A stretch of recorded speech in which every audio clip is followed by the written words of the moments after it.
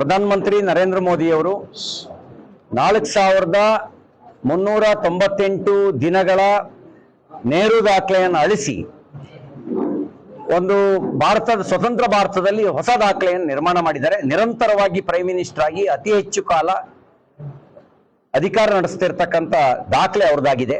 ಅಷ್ಟು ಮಾತ್ರ ಅಲ್ಲ, ಅಭಿವೃದ್ಧಿಯಲ್ಲಿ ದಾಖಲೆ ನಿರ್ಮಾಣ ಮಾಡಿದ್ದಾರೆ. ಮೋದಿಜಿಯವರ ನೇತೃತ್ವದಲ್ಲಿ ಭಾರತ ಸುರಕ್ಷಿತವಾಗಿದೆ. ಭಯೋತ್ಪಾದಕರು ಬಿಲ ಸೇರಿದ್ದಾರೆ. ಭಯೋತ್ಪಾದನೆ ವಿರುದ್ಧ ಜೀರೋ ಟಾಲರೆನ್ಸ್ ಅನ್ನ ಈ ಸರ್ಕಾರ ಮಾಡ್ತಾ ಇದೆ. ಹಾಗಾಗಿ ಅವರು ಬಿಲ ಸೇರಿದ್ದಾರೆ. ಅಷ್ಟು ಮಾತ್ರ ಅಲ್ಲ, ಮೂಲಸೌಕರ್ಯ ಅಭಿವೃದ್ಧಿಯಲ್ಲಿ ದಾಖಲೆ ನಿರ್ಮಾಣ ಮಾಡಿದ್ದಾರೆ. ಮುಂಚೆ 90,000 ಕಿಲೋಮೀಟರ್ ರಾಷ್ಟ್ರೀಯ ಹೆದ್ದಾರಿ ಇದ್ರೆ ಈಗ 1,60,000 ಕಿಲೋಮೀಟರ್. ಮುಂಚೆ 384 ಮೆಡಿಕಲ್ ಕಾಲೇಜ್ ಇದ್ರೆ ಈಗ 800ಕ್ಕೂ ಹೆಚ್ಚು ಮೆಡಿಕಲ್ ಕಾಲೇಜು. ಮುಂಚೆ 74 ಏರ್ಪೋರ್ಟ್ ಇದ್ರೆ ಈಗ 160ಕ್ಕೂ ಹೆಚ್ಚು ಏರ್ಪೋರ್ಟ್ಗಳು. ರೈಲ್ವೆನಲ್ಲಿ, ರಾಷ್ಟ್ರೀಯ ಹೆದ್ದಾರಿನಲ್ಲಿ ಹೀಗೆ ಒಂದು ಹೊಸ ದಾಖಲೆ. ಈ ಸರ್ಕಾರ ರಿಫಾರ್ಮ್ಸ್, ಪರ್ಫಾರ್ಮ್ಸ್ ಮತ್ತು ಟ್ರಾನ್ಸ್ಫಾರ್ಮ್ಸ್ ಈ ಸೂತ್ರವನ್ನು ಆಧರಿಸಿ ಕೆಲಸ ಮಾಡ್ತಾ ಇದೆ. ಸರ್ಕಾರದ ಯೋಜನೆಗಳ ಲಾಭ ಕಟ್ಟಕಡೆಯ ಬಡವನಿಗಾಗ್ತಾ ಇದೆ, ಅಂತ್ಯೋದಯದ ಹೆಸರಿನಲ್ಲಿ.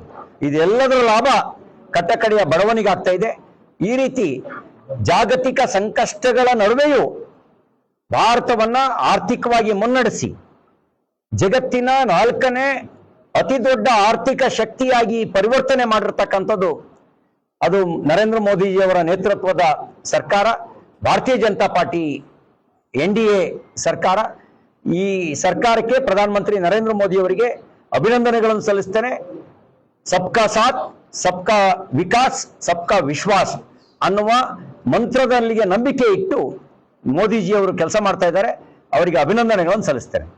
ಈಗ ಮೋದಿಯವರ ಆಡಳಿತದಲ್ಲಿ ಟ್ರಾನ್ಸ್ಪರೆನ್ಸಿ ಇಲ್ಲ ಅನ್ನೋದು ಕಾಂಗ್ರೆಸ್ನವರ ನೇರ ಆರೋಪ. ಯಾಕಂದ್ರೆ ಜವಾಹರ್ಲಾಲ್ ನೆಹರು ಅವರು ಕೂಡ 75 ಪ್ರೆಸ್ ಮೀಟ್ ಮಾಡಿದ್ರು. ಮನಮೋಹನ್ ಸಿಂಗ್ ಅವರು 114 ಪ್ರೆಸ್ ಮೀಟ್ ಮಾಡಿದ್ರು. ಒಂದೇ ಒಂದು ಪ್ರೆಸ್ ಮೀಟ್ ಅನ್ನ ನರೇಂದ್ರ ಮೋದಿ ಅವರು ಮಾಡಿಲ್ಲ.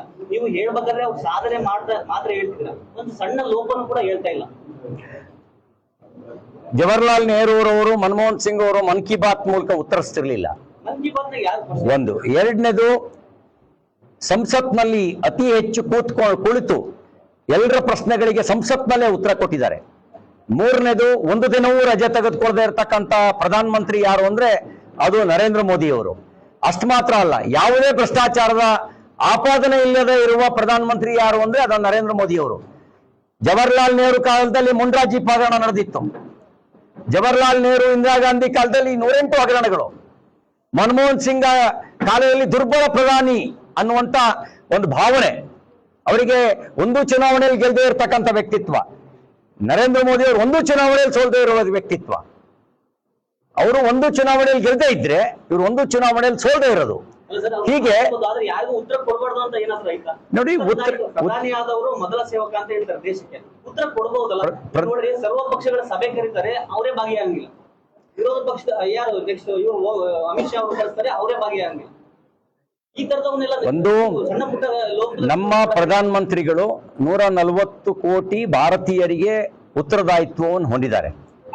140 ಕೋಟಿ ಭಾರತೀಯರು 3ನೇ ಬಾರಿಗೆ ಪ್ರಧಾನಮಂತ್ರಿ ಆಗಿರೋದೇ ಜನ ಕೊಟ್ಟಿರೋ ಪ್ರಮಾಣ ಪತ್ರ. ಪ್ರಧಾನಮಂತ್ರಿ ನರೇಂದ್ರ ಮೋದಿಜಿಯವರು ಅಧಿಕಾರ ವಹಿಸಿಕೊಳ್ಳಕ್ ಮುಂಚೆ 5 ರಾಜ್ಯಗಳಲ್ಲಿ ಬಿಜೆಪಿ ಅಧಿಕಾರದಲ್ಲಿ, ಈ 22 ರಾಜ್ಯಗಳಲ್ಲಿ ಬಿಜೆಪಿ ಅಧಿಕಾರದಲ್ಲಿ. ಇದೇ ಪ್ರಮಾಣ ಪತ್ರ. ಈ ಪ್ರಮಾಣ ಪತ್ರಕ್ಕಿಂತ ದೊಡ್ಡ ಪ್ರಮಾಣ ಪತ್ರ ಪ್ರಜಾಪ್ರಭುತ್ವದಲ್ಲಿ ಇಲ್ವೇ ಇಲ್ಲ. ಇದೇ ದೊಡ್ಡ ಪ್ರಮಾಣ ಪತ್ರ. ಜನ ಕೊಡುವ ಪ್ರಮಾಣ ಪತ್ರವೇ ದೊಡ್ಡ ಪ್ರಮಾಣ ಪತ್ರ. ಜಾಸ್ತಿ ಪ್ರಧಾನಿಯಾಗಿದ್ದಾರೆ, ಒಂದೇ ಒಂದು ಸಣ್ಣ ತಪ್ಪು ಮಾಡಿಲ್ಲ ಅಂತೀರಾ? ಮಾಡಿರೋದೆಲ್ಲ ಸರಿ. ಅವರು ದೇಶಕ್ಕಾಗಿ ಕೆಲಸ ಮಾಡಿದ್ದಾರೆ, ನಿಸ್ವಾರ್ಥಿಯಾಗಿ ಕೆಲಸ ಮಾಡಿದ್ದಾರೆ.